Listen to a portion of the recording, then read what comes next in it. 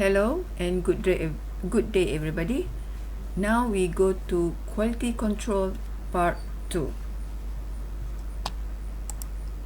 Okay, from previous presentation, I have explained the importance of calibration to set up a test system to obtain the required readings. Remember? Okay, now how can we be sure that the calibration is giving the correct result? So, quality control. So it is by using the quality control. Apart from ensuring that calibration is in correct condition, it is also used to ensure that all components in the test system are also correct, that is chemical, reagent, solution, analyzer and water. As additional, QC also can be used to verify the operator and lab environment. If the operator is performing the test in appropriate way, the QC result may be wrong or violated. For environment, if the temperature is not suitable for the test, usually we need temperature room. It can also affect the QC rule. However, QC is not suitable to verify the specimen or sample that are used for testing. It is not also appropriate to verify the test method or test principle. How can we verify these two components? Well, in this method, we need quality assurance or total quality management activity. So, why quality control? Why we need to perform QC before or during analyzing the patient specimen? It is because we want to make sure that all the patient results are correct or accurate. It is also for patient safety. For example, if the patient have end-stage renal failure and need to be on dialysis, however, the lab produce the normal renal failure instead of the abnormal one. This will lead the doctor of not performing the dialysis on the patient and could endanger the patient's life. So the function of QC here is to monitor the accuracy and precision of the complete analytical process, to detect immediate errors that occur due to test system failure, adverse environment condition and operator performance, to monitor over time the accuracy and precision of test performance that may be influenced by changes in test systems performance and environmental conditions and variance in operator performance. So remember, as I have mentioned, that QC does not monitor the pre-analytical and post-analytical process of the test. That phase also could affect the accuracy of the test result. So total quality management is used to monitor the error in pre-analytical and post-analytical area. Before we go deeper into the QC, let us check first the difference between QC and calibration. So, QC is a substance similar to patient's sample. The substance have known concentration that consists of mean and SD, standard deviation or range. The concentration is based on a group of data from one lab or many laboratories. While calibration, it is a substance with specific concentration. The concentration is based on CRM or SRM and traceable to the test reference method.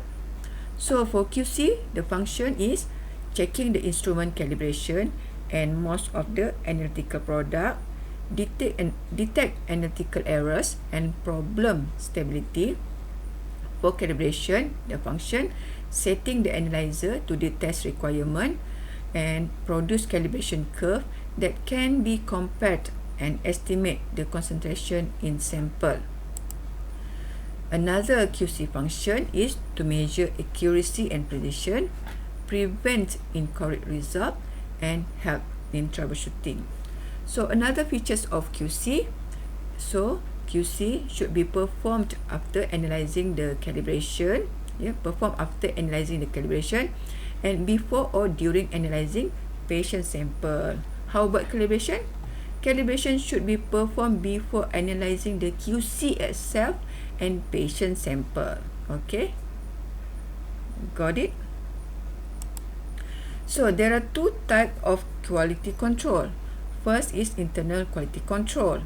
So for definition, internal quality control, it is a set of procedures undertaken by laboratory staff for the continuous monitoring of operations and the results of measurements in order to decide whether the results are reliable enough to be released. So it is to ensure the consistency of the result day to day. For external quality assurance, other name is external quality assessment or proficiency testing scheme. Definition: system designed to objectively assess the quality of results obtained by laboratories by means of an external agency. So this quality assurance will be conducted every certain interval time, maybe every month, not day to day, maybe every month, maybe every 2 months or 3 times in a year. So now I will speak more. I will highlight on the internal quality control. So the production of IQC as is in the list. First, dependent control. It means that the QC material is produced by the same company that supply the reagent and the analyzer. Second, in-house control. It means that the lab produce its own QC material. While for independent control, it means that the IQC material is produced by different company that supply the reagent and analyzer. This is also called as third-party control.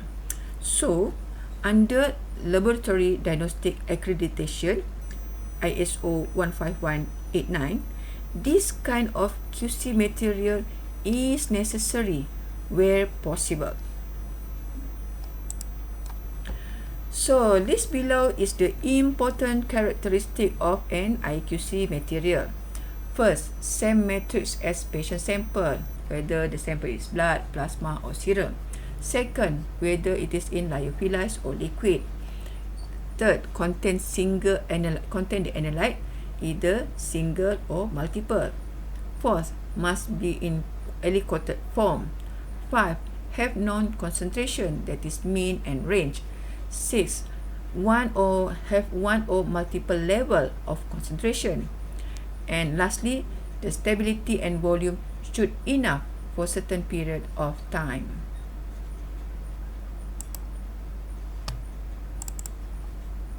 Now, okay, let's look at the first property.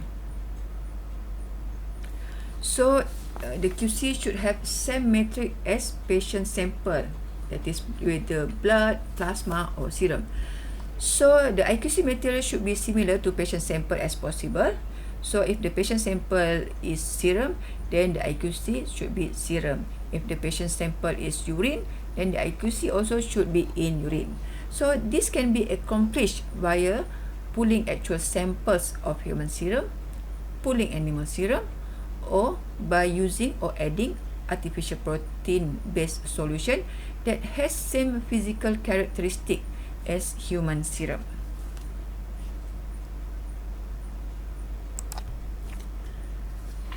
Lyophilized or liquid. So the IQC material could be in lyophilized or in liquid form. What is lyophilized? It is a freeze-dry form.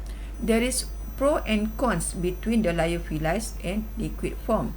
For lyophilized, the material stability is much longer, up to 3 years, while the liquid, the stability is much shorter, 2 years or below than it. However, the contra of lyophilized, it need proper preparation during the reconstitute process, while the liquid, well, easy, ready to use. So, please note for lyophilized QC, there is volume issue during the QC preparation. During reconstitute, we need to use the tool that could deliver volume with high accuracy. If the volume being used is not correct, then can affect the concentration of the material or the analyte in it. Usually, we use volumetric glass pipette with A grade. Number 3, contain analyte single or multiple. So IQC material could contain must contain analyte of interest. For example, for the IQC of FBC, full blood count, it will contain white blood count, white blood cell, red blood cell, hemoglobin, retic, and many more. Same goes with the IQC for biochemistry test and many more. However, we must note that there could be 1, 2, or more analyte in the QC material.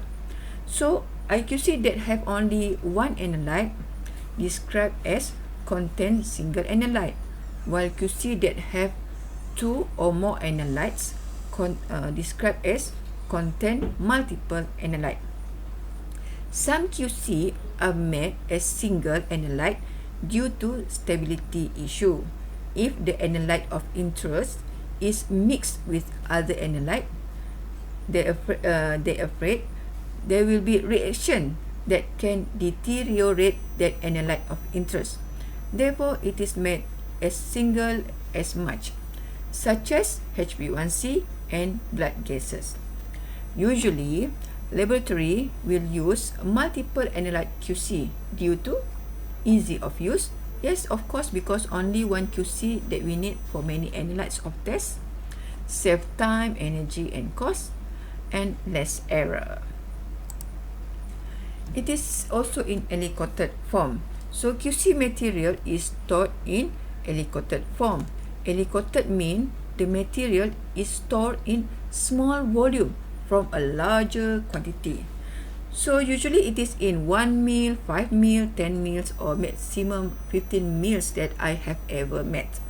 So after the IQC being opened, the material will be aliquoted into small volume.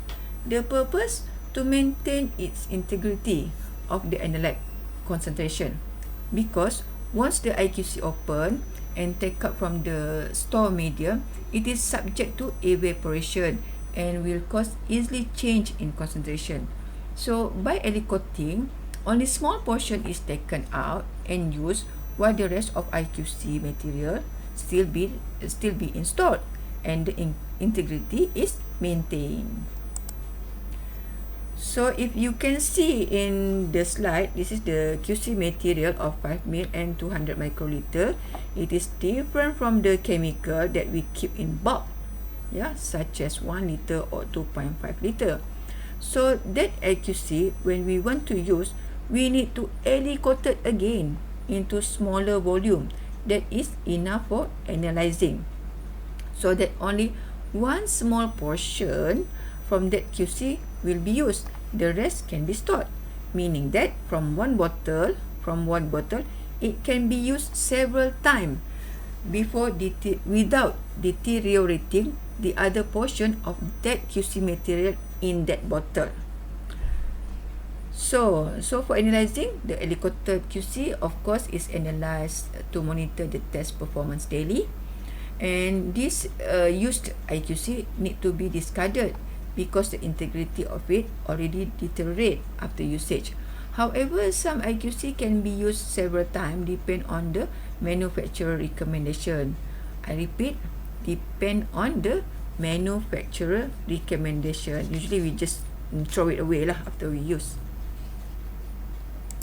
So QC material also have mean and range, and the concentration values of analyte of interest is obtained after being analyzed several times, minimum 20 times, in one or more laboratories. So of course the mean will become target value and the range become acceptable value. The acceptable value from minimum to maximum. So this is the example of the third party QC, commercial third party QC. If you can see here, it has 2 levels. two levels, maybe low concentration and high concentration. And when we buy the supplier, it comes with the mean and range given by the supplier who produced it. So if you can see here, this is the QC for multiple analyte. Yeah, multiple analyte in it. It has LT and many more.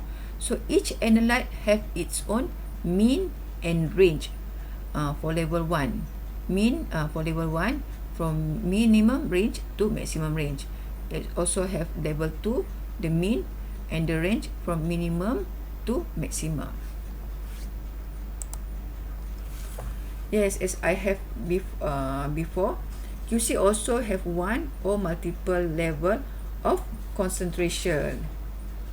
The use of 2 or 3 levels of concentration will ensure that laboratory that they produce accurate result at clinically important concentration. Concentration should cover medical significant level or clinically important range of analyte concentration. So medical significant level means concentration where clinician need to decide whether the patient is abnormal or abnormal or between abnormal and very much abnormal. So most IQC here, if you can see here, most of IQC material have 2 levels of concentration, either normal or abnormal, either low or high. And some most of QC also have 3 levels of concentration, either normal, abnormal and very abnormal. Yeah. So example of 2 levels of QC is like biochemistry, like renal profile, LFT and FSL. Example of 3 levels of QC, it have the analyte of free T4, TSH, CRP and many more. Okay, number 7. Stability and volume should enough for certain period of time.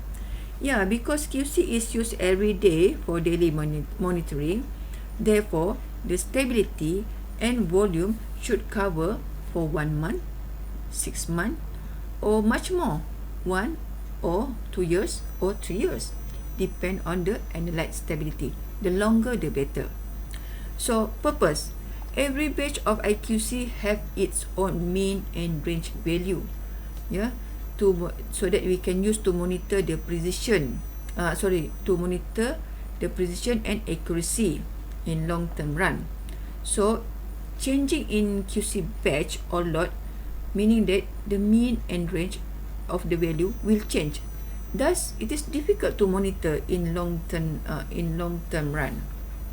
Because in 1 year of operation, there will be changes of operator, reagent lot, calibration, environment, and other. If we frequently change QC lots, we cannot determine whether the variation of QC result are due to either previous factor or IQC factor. So for in-house QC or IQC that need to self-develop concentration, whenever a new batch is going to be used, the lab need to re-establish the concentration, that is mean and range. So this will take minimum of 20 days for statistically significant. So if you keep changing the QC lot, it will cost lot of work to do, lot of time and lot of operator needed, I tell you. So how do manufacturer develop the QC, or even you if you want to develop yourself? So first, you need to pull the sample until sufficient volume of usage, let's say minimum 6 months, or if you can 1 to 3 years.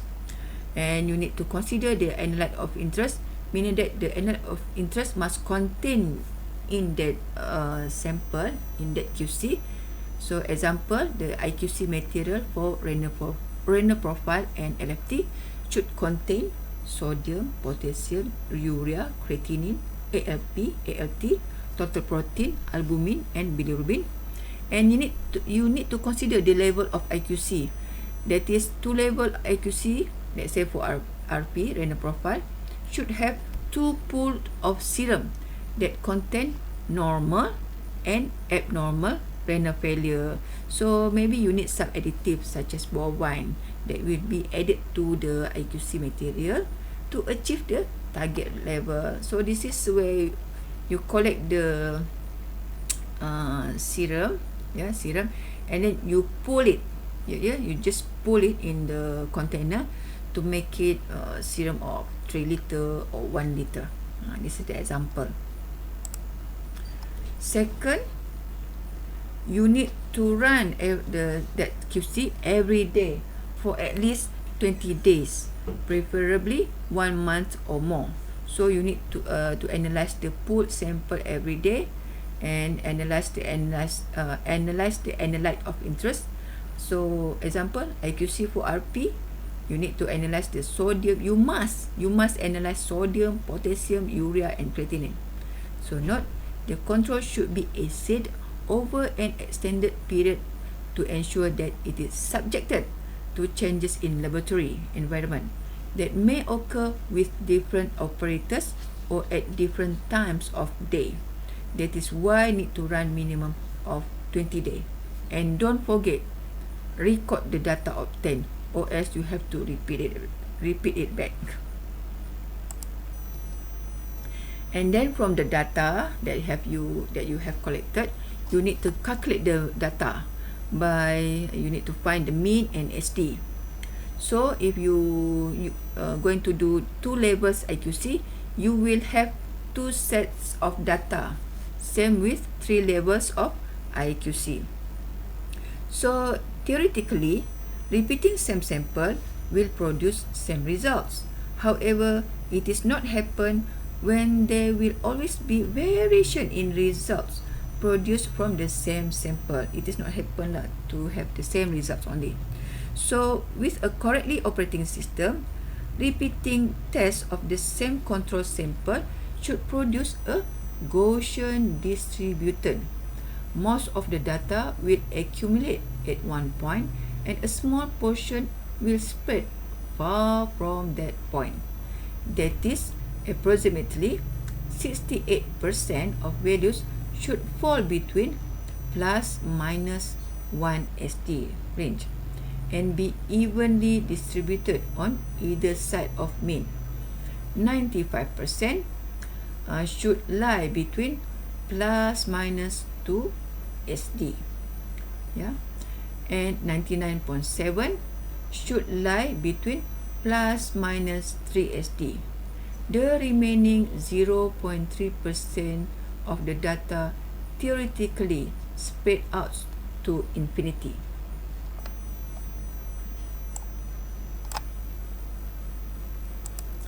So this is the formula to calculate the mean and standard deviation. I think of course you can do it automatically using the Excel.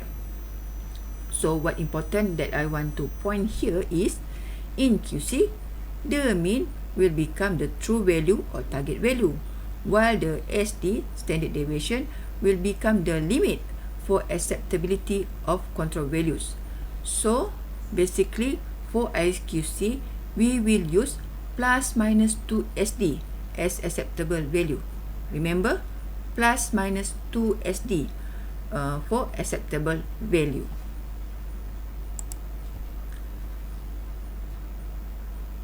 So how to perform QC? It depends. First, time analyze the QC. When is it? Before or during analyzing the sample. Beginning each shift after an instrument is serviced. Reagent lots are changed after calibration. When the patient result seems inappropriate, then you need to perform QC lah. And second, you must make sure the QC result must be within acceptable limit before releasing patient results. The frequency of analyzing the QC, is it 1 times a day, 10 times per day? Okay, based on guideline, for CLIA, 8 hours to 24 hours. And other method, total number, it depends on total number of specimen. Let's say for specimen less than 50 specimen per day, you just need to run 1 QC level per day. If the specimen around 50 to 100 specimen per day, you need to run 2 QC levels per day. If the specimen more than 100 specimens per day, you need to run 2 QC levels 2 times per day. However, we usually use the number 2 and number 3. And the meaning of CLIA, it means the full name, it is Clinical Laboratory Improvement Amendments.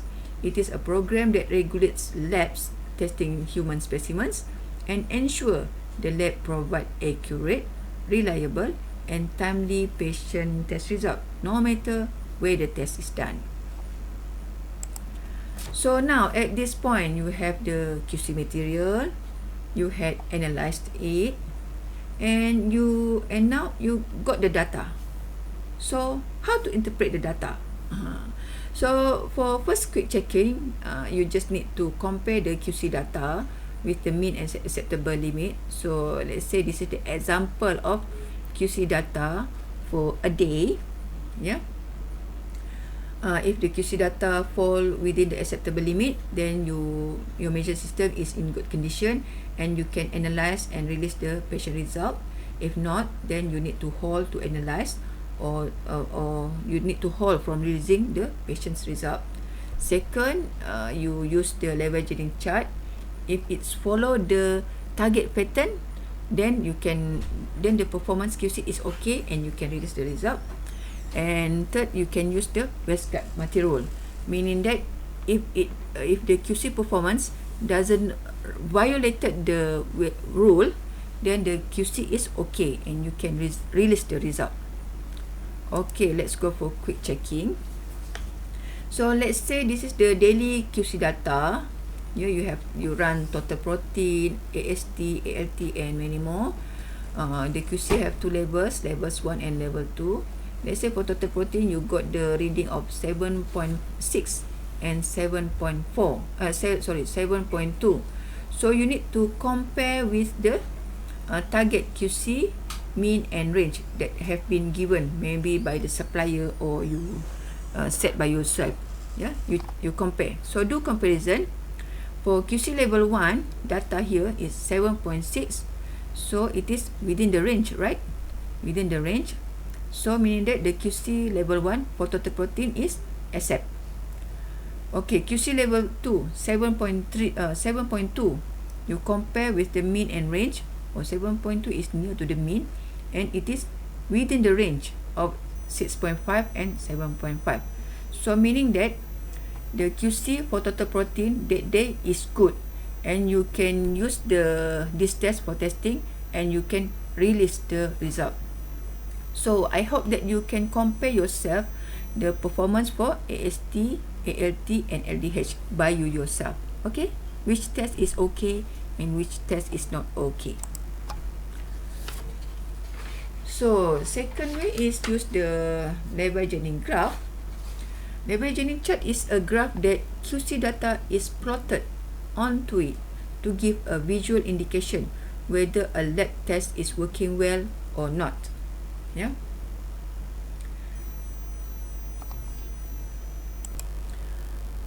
Okay, what is Lever-Jennings graph? It is a graph that QC data is plotted onto it to give a visual indication whether a lab test is working well or not. So y-axis, I go first with x-axis. X-axis describe the frequency of running the QC, while y-axis consists of mean and SD, that is plus minus 1, 2, and 3 SD. This is minus 1, minus 1, minus 2, and minus 3. And it also can be stated as actual value of concentration that synchronized with the mean of plus minus 1 to SD. Okay, example here. The mean is 120. The standard deviation is 21. So you minus 120 from 21, you get SD 1 plus 1 SD is 141. So you put here 141 plus you minus again you plus with 21 you got 162 for 2SD, and you plus 21, and you got here 183 for plus 3SD. Okay, how about here? 120, you minus 91, and you get 99 for minus 1 SD, minus 21, and you get here 78 for minus 2 SD. You minus again 21, and you get here is 57 for minus 3 SD. So here you can plot, this is the frequency, X is for frequency or day, and for x-axis either you can use just mean plus 1 plus 2 plus 3, or minus 1 minus 2 minus 3 is the value, or you can just put the value 120, 141, 162, 183 for 1 to 3 SD, and 99, 78, and 57 for minus 1, minus 2, minus 3 SD. So you can use either this setting, or you can use the actual value for diverging graph. And also for diverging graph, it has two sections, yeah, the plus SD section and the minus SD section. The plus SD section is where the QC value is more than the mean, yeah, more than the mean, while the minus SD section is where the QC value is less than the mean. Yeah. So y-axis show the deviation of daily QC from mean or from the target value. If the data fall around plus minus 2 SD, fall around this area, yeah, so the QC is accepted and the patient result can be released. If the data fall outside of plus minus 2 SD, then you need to monitor and take action. Patient result may not be released. Okay, the purpose of leveraging chart, it is to ensure that the data is within acceptable range, that is plus minus 2 SD, and to detect small but significant error. Okay, let's look into this example. This is the QC data that plotted onto the chart. Yeah. Now I want to teach you how do you want to plot the daily data, the daily QC data onto the LJ chart. Okay, example here. This is the LJ chart. The mean is 250. Yeah, 250, and standard deviation here is 8. Yeah, one standard deviation is 8. Example, QC day 6. QC day 6. You find here it is plotted on 1 SD, right? How they calculate and plot onto this? So the reading for QC day 6 is 258. Therefore, you need to minus 258 minus the mean of 250 and divide with SD. Then you got 1. Yeah. So SD QC day 6 is 1. So you plot here. Another example, QC day 11. This is 1 SD. So it is lesser than minus 1 SD, right? Okay, how to calculate? The reading here is 240. So 240 minus the mean and divide with standard deviation 8. So you get minus 1.25. So that's why you plot in here minus 1.25. So question, what is the SD for QC day 15? And maybe what is the QC for day 17? I hope that you can calculate by you yourself. Okay, so what is the target leveraging? So the slide here show the ideal leveraging graph. Yeah, the ideal leveraging graph, which is the QC data is near to mean and the distribution is quite symmetry. The number of QC on the positive side and negative side is same, and it is within plus minus 2 SD.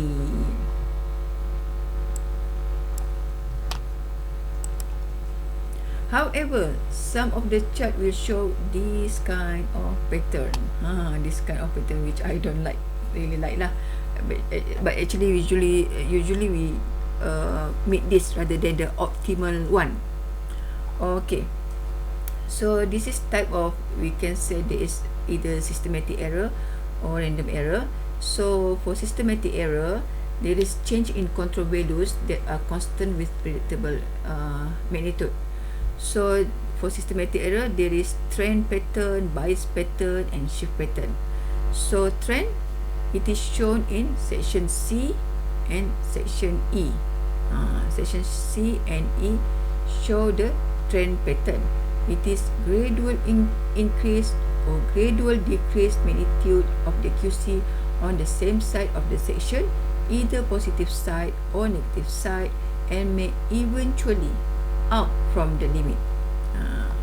So for bias, it is shown in section D and section F. Bias, it is consistently on the same side of the section, not symmetry. It may near to the mean or plus minus 1 SD or more. How about shift? This is the pattern of shift. It is sudden change in control mean. Sudden change of control mean.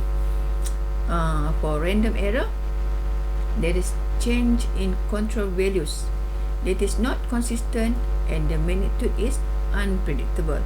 So if you got this pattern, you need to do some action lah. But usually I will I will look this pattern and I will connect it with the Westcott multiple rule. So Westcott rules, it is a rules that are used in conjunction with each other to provide a high level or error detection while reducing the incidence of false rejection. There is different combinations of rules depending on number of controls being used, and the total allowable error. The purpose is for high error detection and low false rejection. This is the typical rule combination that we always use using the multiple rules. For controls that run in two levels, example chemistry test, we usually use 1-3S, 1-2S, 2-2S, R4S, 4-1S, and 10X. While the controls run in three levels, example immunoassay and hematology, we will use the rule 1-3S, 2-3-2S, R4S, 3-1S, and 12X. So as long as the QC doesn't violated from this rule, then it is okay. If it has violated, then you need to take action or you need to look into it. Okay, we go first to the first rule. It is 1-3S, meaning that one QC data have violated, have exceeded 3 SD. One QC data have exceeded 3 SD. So it is not accepted, right? So indicate shift, systematic error, that is increased randomness, the action, reject run, and you cannot release the patient's result. You need troubleshoot because there is random error or large systematic error. Another rule, 1-2S. 1-2S mean one QC data have exceeded 2 SD.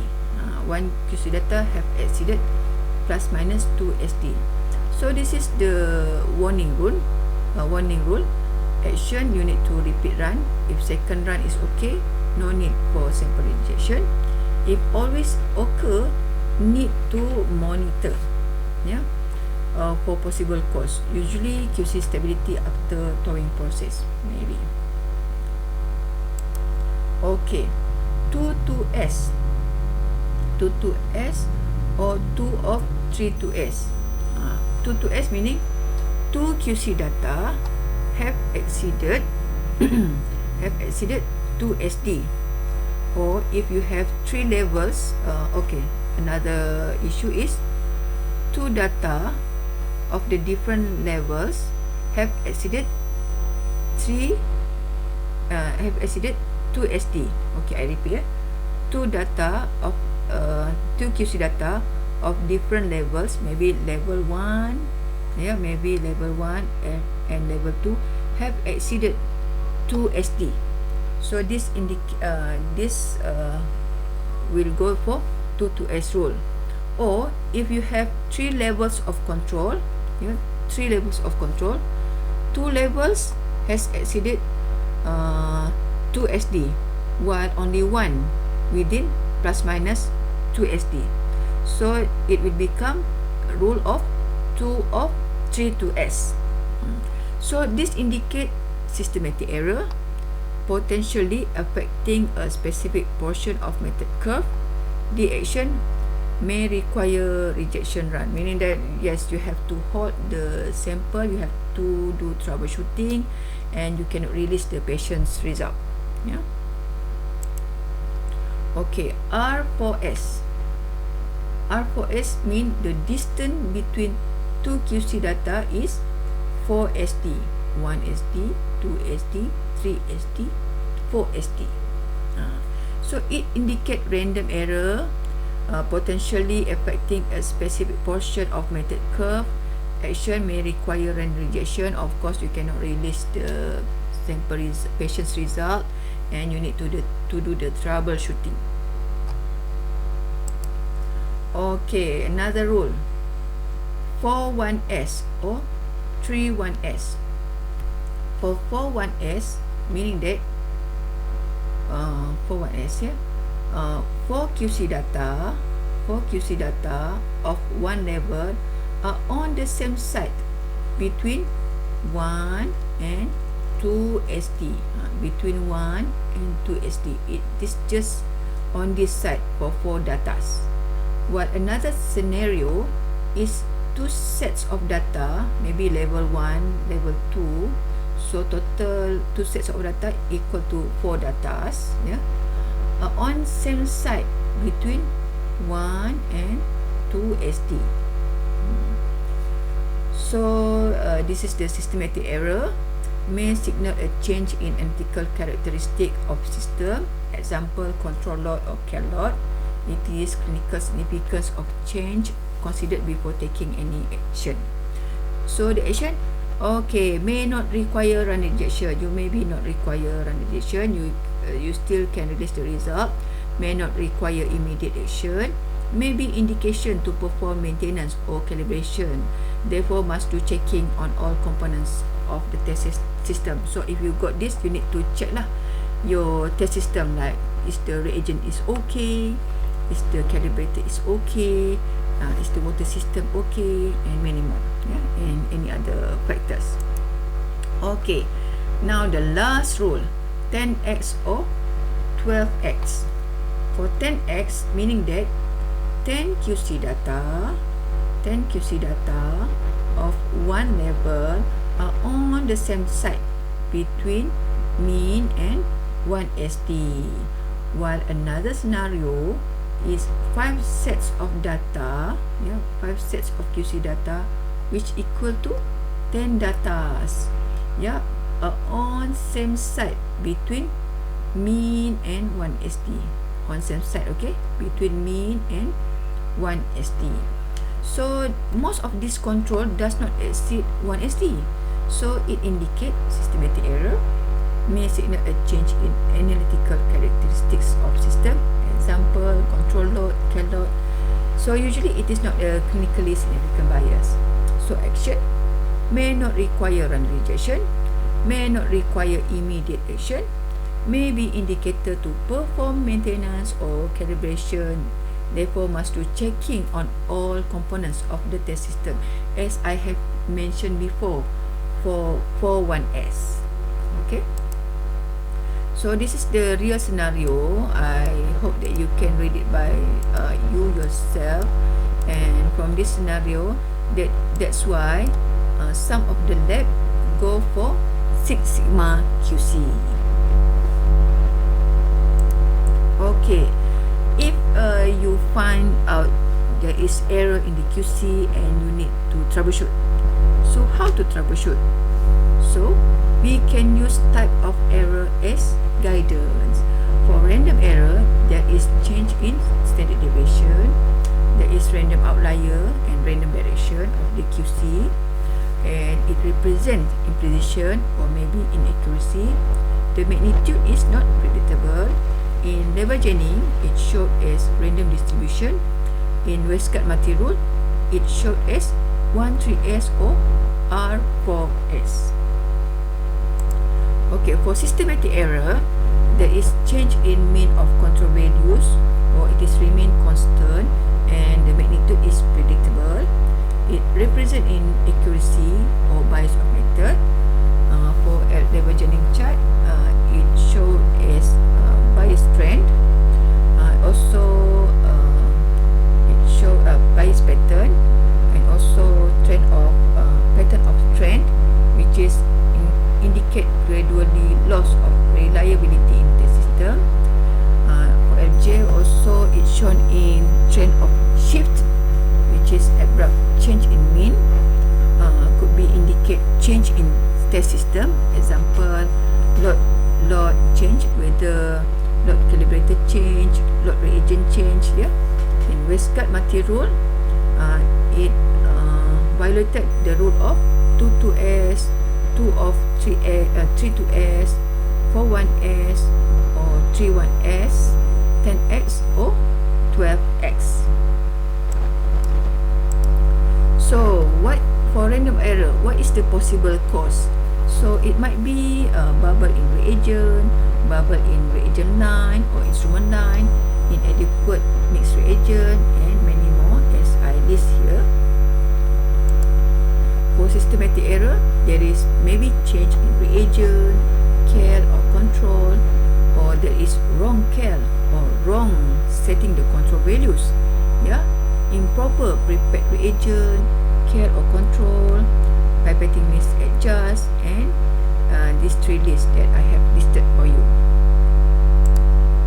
For shift, well, there will be maybe change in reagent, calibration or control that change to new load, maybe new version of reagent or calibrator, recent calibration which is maybe not succeed, sudden failure in instrument like light pipette line, pipette or lining, major instrument maintenance, yeah, change in room temperature or humidity. For trend, it is maybe a slowly deterioration of reagent and control, or maybe caused by calibration shift, change in temperature, deterioration of length or light filter, gradual accumulation of debris in sample or reagent tubing or electrode surface. So not for the list that I have been give to you, well, you can use as guidance. However, this is not the definite cause, because there is many other factors that can give error to test system. So you need to understand the test system. You need to read the test principle nature. You need to read the textbook. What is the system involved? Yeah. So you need to read the SOP, insert, and manuals. Manual of reagent or instrument, yeah. And for real life, of course, you need to hands on it. You have to feeling of handling the test, handling the equipment. So with that, I end my second session, part 2, and thank you. So see you on part 3. Okay, bye.